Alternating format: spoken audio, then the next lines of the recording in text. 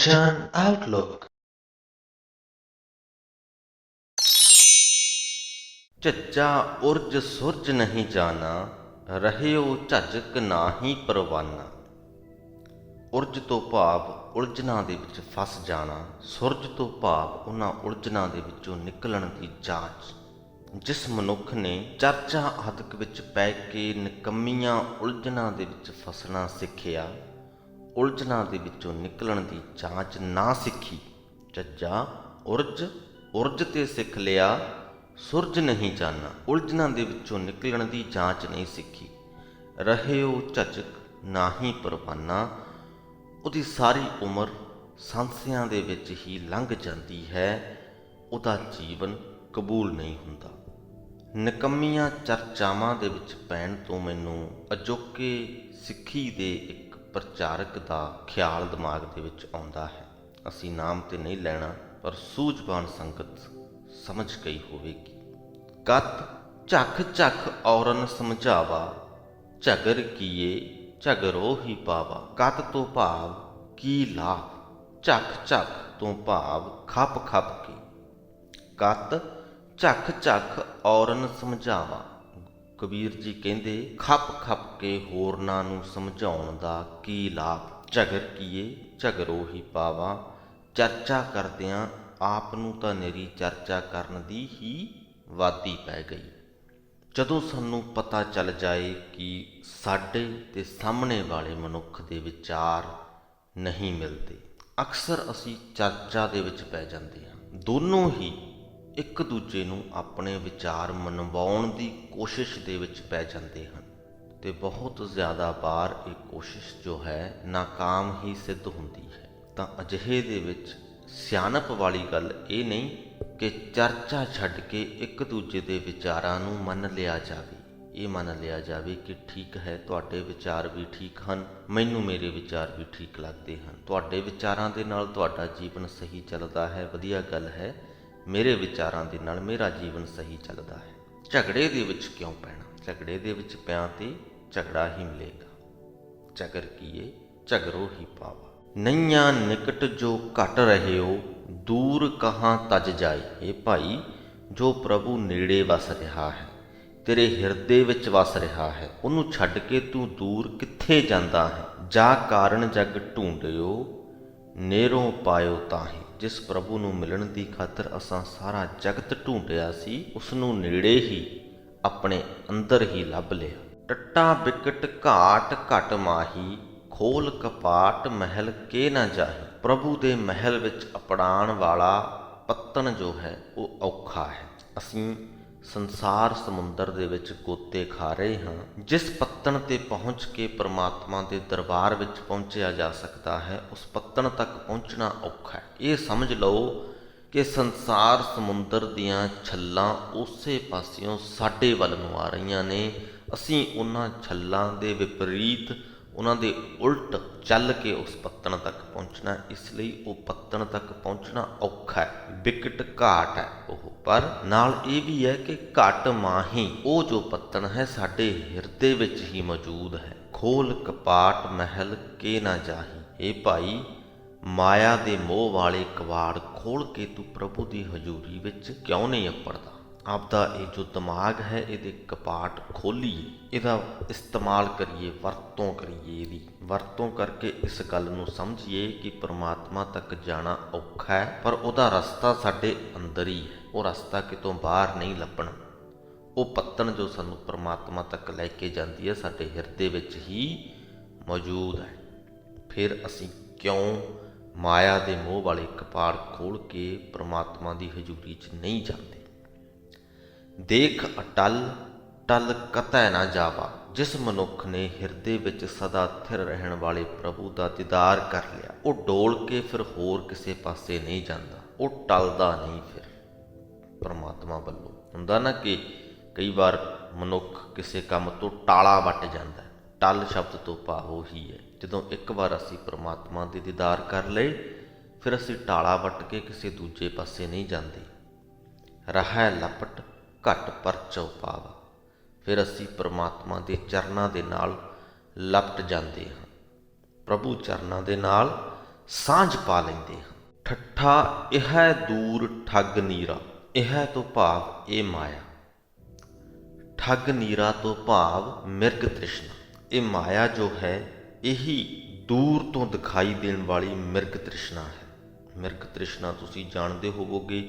ਰੇਗਿਸਤਾਨ ਦੇ ਵਿੱਚ ਜੇ ਤੁਹਾਡਾ ਕਦੇ ਨਹੀਂ ਵੀ ਜਾਣਾ ਹੋਇਆ ਤਾਂ ਗਰਮੀਆਂ ਦੇ ਦਿਨਾਂ ਦੇ ਵਿੱਚ ਅਸੀਂ ਆਮ ਰਸਤੇ 'ਤੇ ਵੀ ਚੱਲਦੇ ਹੋਈਏ, ਸੜਕ 'ਤੇ ਵੀ ਚੱਲਦੇ ਹੋਈਏ ਜਾਂ ਕਿਸੇ ਸਾਧਨ ਦੇ ਵਿੱਚ ਸਫ਼ਰ ਕਰਦੇ ਹੋਈਏ ਤਾਂ ਦੂਰ ਸਾਰੀ ਸਾਨੂੰ ਇੰਝ ਲੱਗੇਗਾ ਜਿਵੇਂ ਰਸਤੇ ਦੇ ਉੱਪਰ ਪਾਣੀ ਹੋਵੇ, ਅਤੇ ਜਦ ਤੱਕ ਉੱਥੇ ਪਹੁੰਚਦੇ ਹਾਂ ਉੱਥੇ ਪਾਣੀ ਨਹੀਂ ਹੁੰਦਾ, ਪਰ ਉਦੋਂ ਹੋਰ ਦੂਰ ਸਾਨੂੰ ਇੰਝ ਲੱਗਣ ਲੱਗਦਾ ਹੈ ਕਿ ਉੱਥੇ ਪਾਣੀ ਹੈ। ਉਹ ਮਿਰਗ ਤ੍ਰਿਸ਼ਨਾ ਹੁੰਦੀ ਹੈ, ਭੁਲੇਖਾ ਹੁੰਦਾ ਹੈ। ਇਹ ਜੋ ਮਾਇਆ ਹੈ ਇਹ ਵੀ ਭੁਲੇਖਾ ਹੈ। ਸਾਨੂੰ ਇੰਝ ਲੱਗਦਾ ਹੈ ਕਿ ਮਾਇਆ ਦੇ ਮੋਹ ਦੇ ਵਿੱਚੋਂ ਸਾਨੂੰ ਖੁਸ਼ੀ ਮਿਲਣੀ ਹੈ, ਉਹ ਪ੍ਰਾਪਤ ਕਰ ਲਈਏ ਸਾਨੂੰ ਖੁਸ਼ੀ ਹੋਏਗੀ। ਜਦੋਂ ਨੂੰ ਉਹ ਪ੍ਰਾਪਤ ਕਰਦੇ ਹਾਂ ਸਾਡੀ ਤਾਂਘ ਹੋਰ ਅੱਗੇ ਵੱਧ ਜਾਂਦੀ ਹੈ ਕਿ ਨਹੀਂ ਇਹਦੇ ਨਾਲ ਤੇ ਨਹੀਂ ਮਿਲੀ, ਹੁਣ ਉਹ ਮਿਲ ਜਾਵੇ ਤਾਂ ਮਿਲੇਗੀ ਖੁਸ਼ੀ। ਪਰ ਉਹ ਖੁਸ਼ੀ ਕਦੇ ਵੀ ਨਹੀਂ ਮਿਲਦੀ, ਕਿਉਂਕਿ ਇਹ ਮਾਇਆ ਮਿਰਗ ਤ੍ਰਿਸ਼ਨਾ ਅਸਲੀਅਤ ਨਹੀਂ ਹੈ। ਠੱਠਾ ਇਹ ਦੂਰ ਠੱਗ ਨੀਰਾ, ਨੀਠ ਨੀਠ ਮਨ ਕੀਆ ਤੀਰਾ। ਕਬੀਰ ਜੀ ਕਹਿੰਦੇ ਕਿ ਮੈਂ ਇਹਦਾ ਭੇਤ ਪਾ ਲਿਆ, ਹੁਣ ਮੈਂ ਇਹਨੂੰ ਵੇਖ ਵੇਖ ਕੇ ਹੀ ਆਪਣੇ ਮਨ ਨੂੰ ਧੀਰਜਵਾਨ ਕਰ ਲਿਆ। ਮੈਂ ਮਾਇਆ ਵੱਲ ਦੌੜਦਾ ਨਹੀਂ, ਮੈਂ ਉਸ ਮਿਰਗ ਤ੍ਰਿਸ਼ਨਾ ਵੱਲ ਦੌੜਦਾ ਨਹੀਂ, ਉਹਨੂੰ ਦੂਰੋਂ ਤੱਕ ਕੇ ਹੀ ਮਨ ਨੂੰ ਧੀਰਜ ਦੇ ਲੈਂਦਾ। ਜਿਨ ਠੱਗ ਠੱਗਿਆ ਸਗਲ ਜਗ ਖਾਵਾ, ਜਿਸ ਮਾਇਕ ਮੋਹ ਰੂਪ ਠੱਗ ਨੇ ਸਾਰੇ ਜਗਤ ਨੂੰ ਭੁਲੇਖੇ ਵਿੱਚ ਪਾ ਦਿੱਤਾ, ਸਾਰੇ ਜਗਤ ਨੂੰ ਆਪਣੇ ਵੱਸ ਵਿੱਚ ਕਰ ਲਿਆ ਹੈ। ਸੋ ਠੱਗ ਠੱਗਿਆ ਠੌਰ ਮਨ ਆਵਾ, ਉਸ ਠੱਗ ਨੂੰ ਠੱਗਿਆ ਸਾਡਾ ਮਨ ਟਿਕਾਣੇ ਆਉਂਦਾ।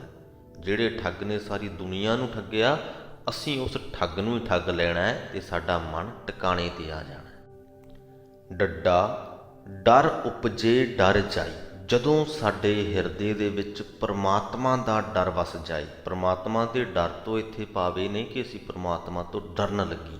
ਘਰ ਦੇ ਵਿੱਚ ਜਦੋਂ ਸਾਡੇ ਬਜ਼ੁਰਗ ਹੁੰਦੇ ਨੇ ਅਤੇ ਅਸੀਂ ਉਹਨਾਂ ਦਾ ਅਦਬ ਸਤਿਕਾਰ ਕਰਦੇ ਹਾਂ, ਉਸ ਅਦਬ ਸਤਿਕਾਰ ਦੇ ਵਿੱਚ ਹਲਕਾ ਜਿਹਾ ਡਰ ਛੁਪਿਆ ਹੁੰਦਾ, ਉਹਨਾਂ ਕੁ ਡਰ ਬਸ ਉਹ ਵਾਲਾ ਅਦਬ ਸਤਿਕਾਰ ਵਾਲਾ ਡਰ ਪਰਮਾਤਮਾ ਦਾ ਜਦੋਂ ਸਾਡੇ ਹਿਰਦੇ ਵਿੱਚ ਵਸ ਜਾਏ ਤਾਂ ਦੁਨੀਆ ਦਾ ਜੋ ਡਰ ਹੈ ਉਹ ਖਤਮ ਹੋ ਜਾਂਦਾ ਹੈ। ਡਰ ਉਪਜੇ ਡਰ ਜਾਏ, ਤਾਂ ਡਰ ਮੈਂ ਡਰ ਰਹਿਆ ਸਮਾਈ। ਜੋ ਦੁਨੀਆ ਵਾਲਾ ਡਰ ਹੈ ਉਹ ਪਰਮਾਤਮਾ ਦੇ ਅਦਬ ਸਤਿਕਾਰ ਵਾਲੇ ਡਰ ਦੇ ਵਿੱਚ ਸਮਾ ਜਾਂਦਾ ਹੈ, ਉਹਦੇ ਵਿੱਚ ਰਲ ਕੇ ਖਤਮ ਹੋ ਜਾਂਦਾ ਹੈ। ਜੋ ਡਰ ਡਰੈ ਤਾਂ ਫਿਰ ਡਰ ਲੱਗ ਗਏ।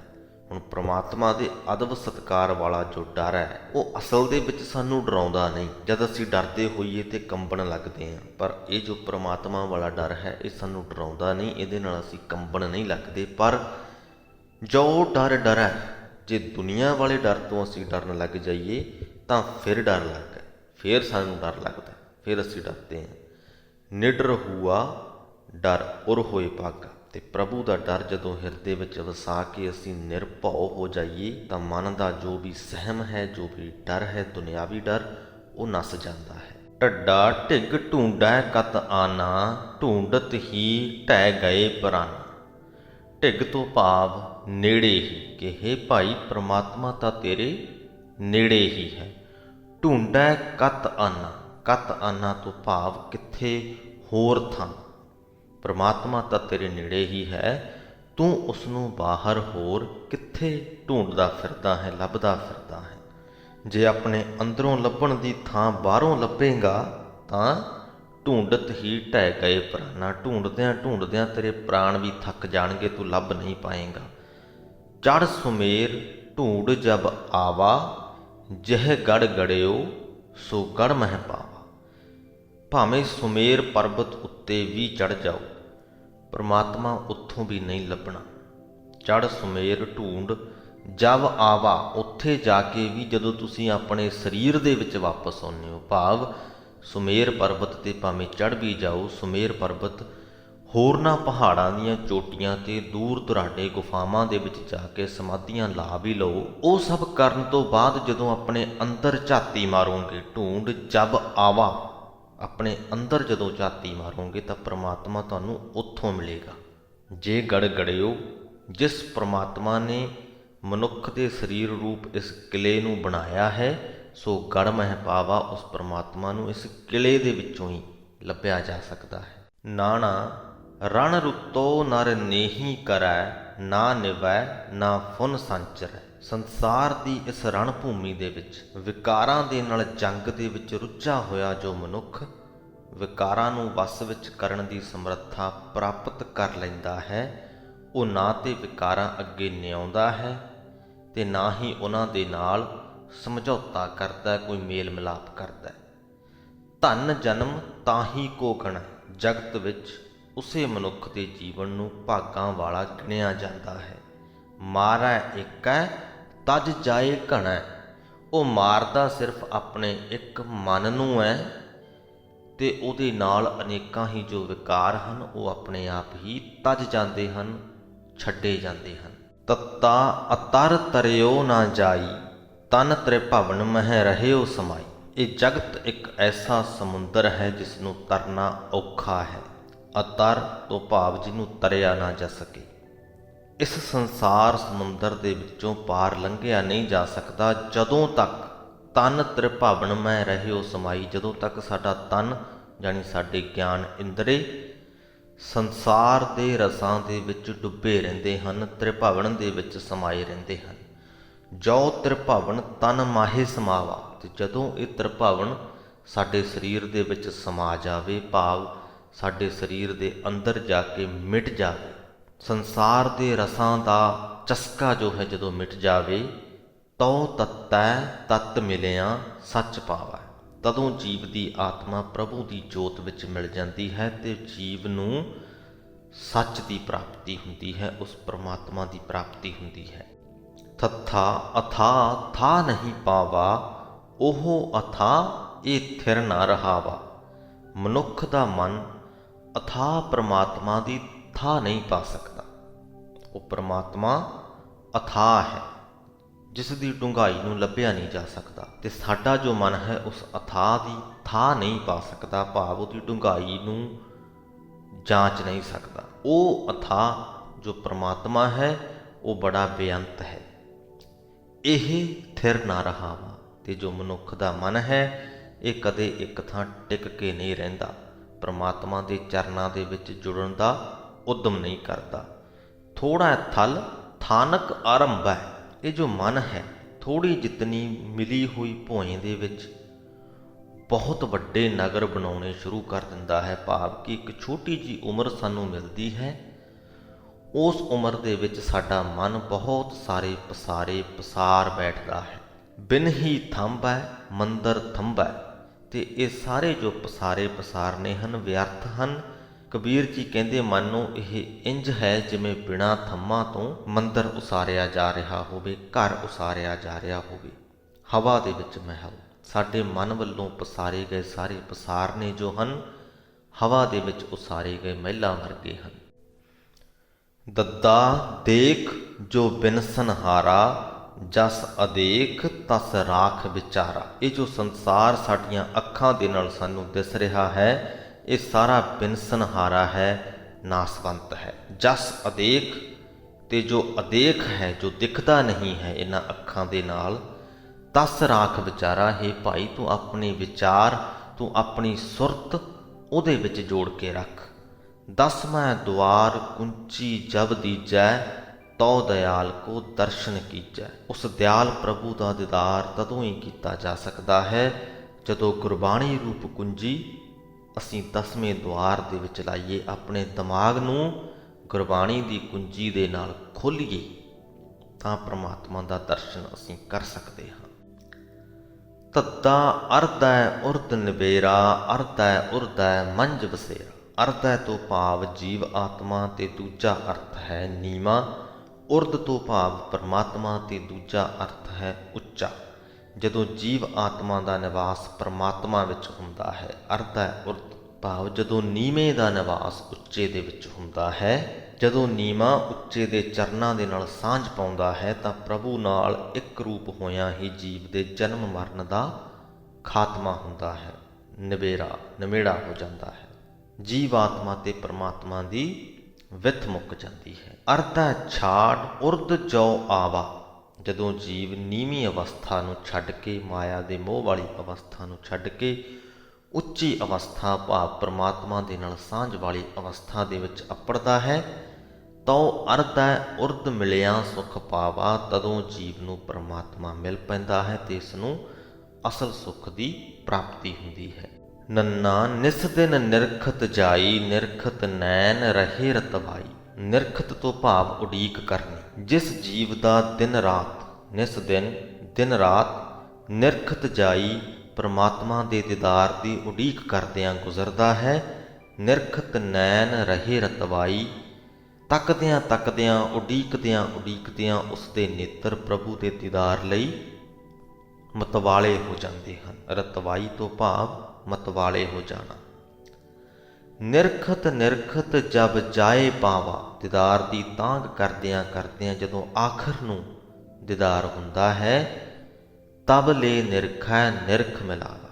ਤਾਂ ਉਹ ਇਸ਼ਟ ਪ੍ਰਭੂ ਦਰਸ਼ਨ ਦੀ ਤਾਂਘ ਰੱਖਣ ਵਾਲੇ ਆਪਣੇ ਪ੍ਰੇਮੀ ਨੂੰ, ਆਪਣੇ ਸੇਵਕ ਨੂੰ ਆਪਣੇ ਨਾਲ ਮਿਲਾ ਲੈਂਦਾ ਹੈ। ਪੱਪਾ ਅਪਰ ਪਾਰ ਨਹੀਂ ਪਾਵਾ, ਪਰਮ ਜੋਤ ਸਿਓ ਪਰਚੋ ਲਾਵਾ। ਪਰਮਾਤਮਾ ਸਭ ਤੋਂ ਵੱਡਾ ਹੈ, ਉਹ ਅਪਰ ਹੈ, ਉਹਦਾ ਪਾਰ ਲੱਭਿਆ ਨਹੀਂ ਜਾ ਸਕਦਾ ਤੇ ਕਿਸੇ ਨੇ ਉਹਦਾ ਅੰਤ ਨਹੀਂ ਲੱਭਾ। ਅਪਰ ਪਾਰ ਨਹੀਂ ਪਾਵਾ।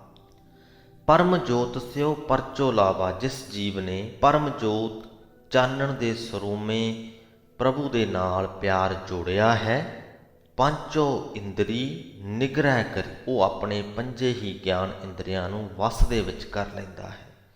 ਇੰਜ ਵਸ ਦੇ ਵਿੱਚ ਕਰਦਾ ਹੈ ਕਿ ਪਾਪ ਪੁੰਨ ਦੋਊ ਨਿਰਵਰੇ, ਕਿ ਉਹ ਆਪਣੇ ਪੰਜੇ ਹੀ ਗਿਆਨ ਇੰਦਰੀਆਂ ਨੂੰ ਪਾਪ ਅਤੇ ਪੁੰਨ ਦੋਵਾਂ ਵੱਲੋਂ ਹੀ ਬਰੀ ਕਰ ਲੈਂਦਾ ਹੈ।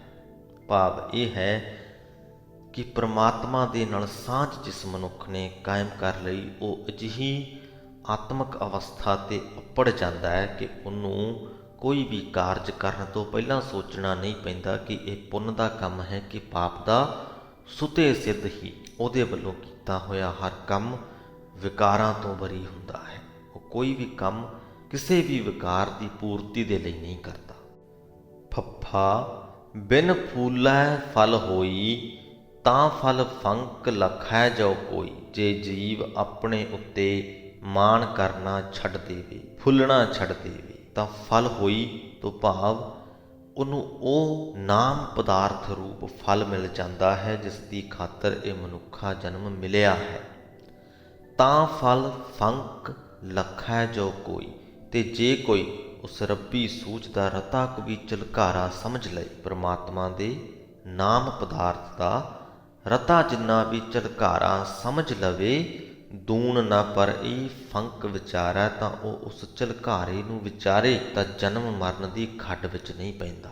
ਕਿਉਂਕਿ ਤਾਂ ਫਲ ਫੰਕ ਸਵੈ ਤਨ ਫਾਰੈ, ਰੱਬੀ ਸੂਝ ਦਾ ਉਹ ਨਿੱਕਾ ਜਿਹਾ ਝਲਕਾਰਾ ਵੀ ਜੀਵ ਦੇ ਅਧਿਆਸ ਨੂੰ ਪੂਰਨ ਤੌਰ 'ਤੇ ਮੁਕਾ ਦਿੰਦਾ ਹੈ। ਉਹਦੇ ਆਪਣੇ ਆਪ 'ਤੇ ਕਰਨ ਵਾਲੇ ਮਾਨ ਨੂੰ ਖਤਮ ਕਰ ਦਿੰਦਾ ਹੈ, ਹਉਮੈ ਨੂੰ ਖਤਮ ਕਰ ਦਿੰਦਾ ਹੈ। ਬੱਬਾ ਬਿੰਦੈ ਬਿੰਦ ਮਿਲਾਵਾ, ਬਿੰਦੈ ਬਿੰਦ ਨਾ ਵਿਛੁਰਨ ਪਾਵਾ। ਜਿਵੇਂ ਪਾਣੀ ਦੀ ਬੂੰਦ ਦੇ ਵਿੱਚ ਪਾਣੀ ਦੀ ਬੂੰਦ ਮਿਲ ਜਾਵੇ ਤੇ ਉਹਨੂੰ ਫਿਰ ਵੱਖ ਨਹੀਂ ਕੀਤਾ ਜਾ ਸਕਦਾ, ਉਸੇ ਤਰ੍ਹਾਂ ਹੀ ਨਿਮਕ ਮਾਤਰ ਵੀ ਜੇਕਰ ਮਨੁੱਖ ਪਰਮਾਤਮਾ ਦੇ ਨਾਲ ਸਾਂਝ ਪਾ ਲਵੇ ਤਾਂ ਫਿਰ ਦੁਬਾਰਾ ਉਹਨਾਂ ਦਾ ਵਿਛੋੜਾ ਨਹੀਂ ਹੁੰਦਾ। ਬੰਦੋ ਹੋਏ ਬੰਦਗੀ ਗਹੈ। ਜੋ ਮਨੁੱਖ ਪ੍ਰਭੂ ਦਾ ਸੇਵਕ ਬਣ ਕੇ ਪ੍ਰੇਮ ਦੇ ਨਾਲ ਪਰਮਾਤਮਾ ਦੀ ਭਗਤੀ ਕਰਦਾ ਹੈ, ਬੰਦਕ ਹੋਏ ਬੰਦ ਸੁਧ ਲਹੈ, ਉਹ ਪ੍ਰਭੂ ਦੇ ਦਰ ਦਾ ਢਾਡੀ ਬਣ ਕੇ ਮਾਇਆ ਦੇ ਮੋਹ ਦੇ ਜੰਜ਼ੀਰਾਂ ਦਾ ਭੇਤ ਪਾ ਲੈਂਦਾ ਹੈ, ਇਹਨਾਂ ਦੇ ਧੋਖੇ ਵਿੱਚ ਨਹੀਂ ਆਉਂਦਾ। ਇੱਕ ਵਾਰ ਜਦੋਂ ਅਸੀਂ ਪਰਮਾਤਮਾ ਦੇ ਨਾਲ ਸਾਂਝ ਪਾ ਲਈਏ ਤੇ ਦੁਬਾਰਾ ਮਾਇਆ ਮੋਹ ਦੇ ਧੋਖੇ ਵਿੱਚ ਨਹੀਂ ਆਉਂਦੇ। ਸੋ ਇਸ ਦੇ ਨਾਲ ਹੀ ਸ੍ਰੀ ਗੁਰੂ ਗ੍ਰੰਥ ਸਾਹਿਬ ਜੀ ਦੇ 341ਵੇਂ ਅੰਗ ਦੀ ਬਾਣੀ ਦੀ ਵਿਆਖਿਆ ਦੀ ਸਮਾਪਤੀ ਹੁੰਦੀ ਹੈ ਜੀ। ਅੱਜ ਦੀ ਬਾਣੀ ਦੇ ਵਿੱਚ ਜ਼ਿਆਦਾਤਰ ਪ੍ਰਮਾਤਮਾ ਦੀ ਸਿਫਤ ਸਲਾਹ ਹੋਈ ਹੈ, ਪ੍ਰਮਾਤਮਾ ਦੇ ਨਾਲ ਸਾਂਝ ਪਾਉਣ ਦੀ ਗੱਲ ਹੋਈ ਹੈ, ਦੁਨੀਆ ਦੇ ਮੋਹ ਤੋਂ ਬਚਣ ਦੀ ਗੱਲ ਹੋਈ ਹੈ, ਵਿਕਾਰਾਂ ਨੂੰ ਛੱਡਣ ਦੀ ਗੱਲ ਹੋਈ ਹੈ। ਆਓ ਕੋਸ਼ਿਸ਼ ਕਰੀਏ ਇਹਨਾਂ ਗੱਲਾਂ ਨੂੰ, ਇਹਨਾਂ ਸਿੱਖਿਆਵਾਂ ਨੂੰ ਆਪਣੇ ਜੀਵਨ ਦਾ ਆਧਾਰ ਬਣਾਉਣ ਦੀ ਪ੍ਰਮਾਤਮਾ ਦੇ ਅੱਗੇ ਅਰਦਾਸ ਕਰੀਏ ਕਿ ਸਾਨੂੰ ਸਮੱਤ ਤੇ ਬਲ ਬਖਸ਼ੇ ਕਿ ਅਸੀਂ ਇਸ ਕਾਰਜ ਦੇ ਵਿੱਚ ਸਫਲ ਹੋ ਸਕੀਏ। ਇੱਥੇ ਹੀ ਅੱਜ ਦੀ ਵੀਡੀਓ ਦੀ ਸਮਾਪਤੀ ਕਰਦੇ ਹਾਂ ਜੀ। ਬੁਲਾਓ ਫਤਿਹ। ਵਾਹਿਗੁਰੂ ਜੀ ਕਾ ਖਾਲਸਾ, ਵਾਹਿਗੁਰੂ ਜੀ ਕੀ ਫਤਿਹ।